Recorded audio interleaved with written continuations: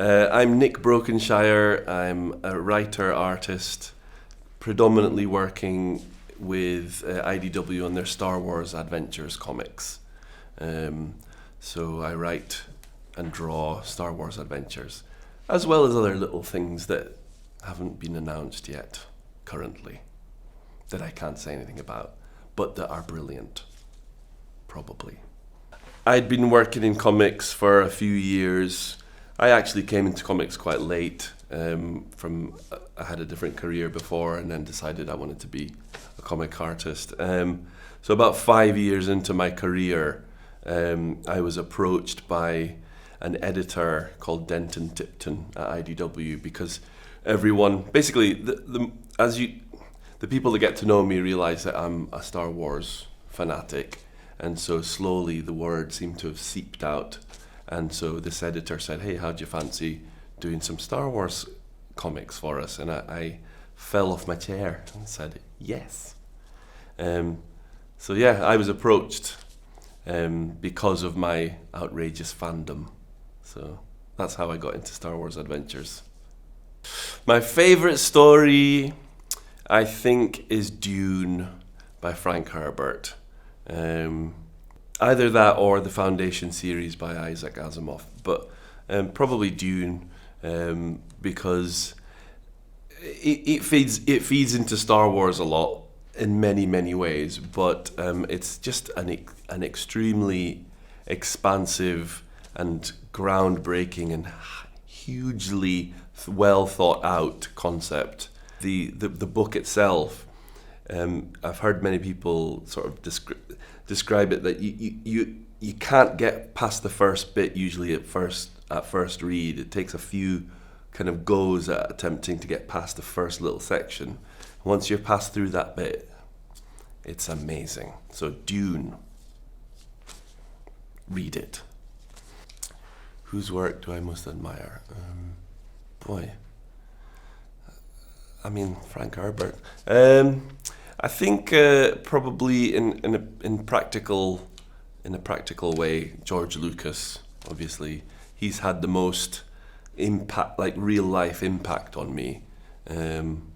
Essentially, his work has affected the course of my life. So, from that perspective, I think I would say George Lucas. I mean, as far as art is concerned, or artists, Jack Kirby is probably the biggest influence, and a guy called Mobius, Jean-Giraud Mobius. Those guys, and also I could make a list. Jaime Hernandez. Those three guys, I reckon. Kirby, Jaime, and Mobius. They're one person to me. They're not really, but those guys. Okay, I considered myself a professional when we did a book. My collaborators and I did a book called Once and Future Queen.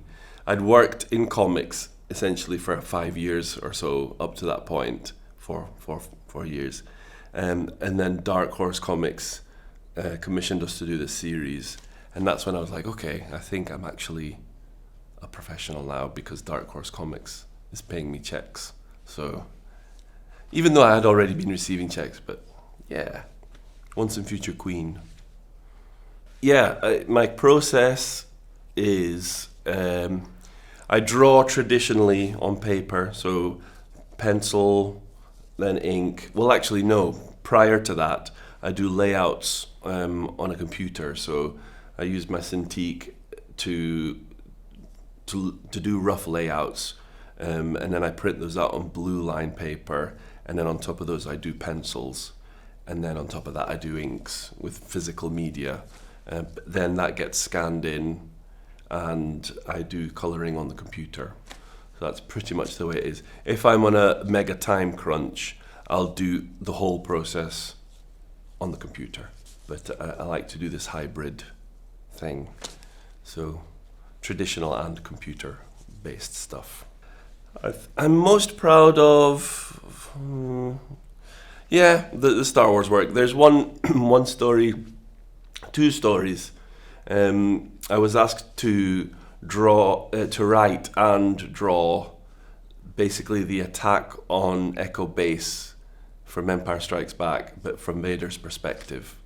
So, and it's kind of a big thing because like all the Star Wars comics and books and all Star Wars output is all canon. So like it has to go through the Lucasfilm Story Group because it's all official. So like when they asked me to do that, that was big because I was like, okay, so I'm actually going to write some Darth Vader here. And not only that, but something that everybody has seen, you know. So I'm really proud of that because there's a particular little visual motif that I came up with, or a little visual bit of storytelling where I kind of I compared and contrast Anakin's situation with Luke's in a little visual thing that I'd never seen before, and I got a lot of really good feedback from that, like people going, I never thought of this, you know. So that felt good. I'm proud of that. And it's canon, so it's in there, it's real, it's for real. That's amazing. Yeah. Especially your little piece of Star Wars. It's my little piece of Star Wars, yeah. That is awesome. I'm jealous. I would like to draw. There's a character called Sun Wukong, or the Monkey King, which he's appeared in lots of media. There's loads of movies made of him, and there's a book called Journey to the West, which is like basically the great Chinese legend. But in the 70s, they made a series called Monkey, which they showed in. They made it in Japan, and they brought it over to the UK in the late 70s, and they gave it to an English like dubbing company to basically dub into English, and that process and those particular actors that they used gave that series a really quirky vibe, and so they showed that in the late 70s, early 80s when I was a kid. And anyone of my age will remember that show, Monkey. Used to be on at 6 o'clock, BBC Two, every Friday, and it was bananas. It was just insane. And so basically it's the story of the Monkey King and how he essentially gained this power, lost his position, and then gained enlightenment by helping this monk reach a place. So I've always wanted to draw that specific iteration of Monkey, not the classic Chinese version, but the crazy 70s Japanese TV show version of Monkey, and it will happen one day. I will do it. I hope. Who's more valuable, artist or writer? I can't answer that, because you can't have one without the other. So. Even if it's the same person. I will not answer your question. I refuse. The answer to any question is Alan Moore, basically. So, you know, you could say evolution or creation, Alan Moore, you know. That's it.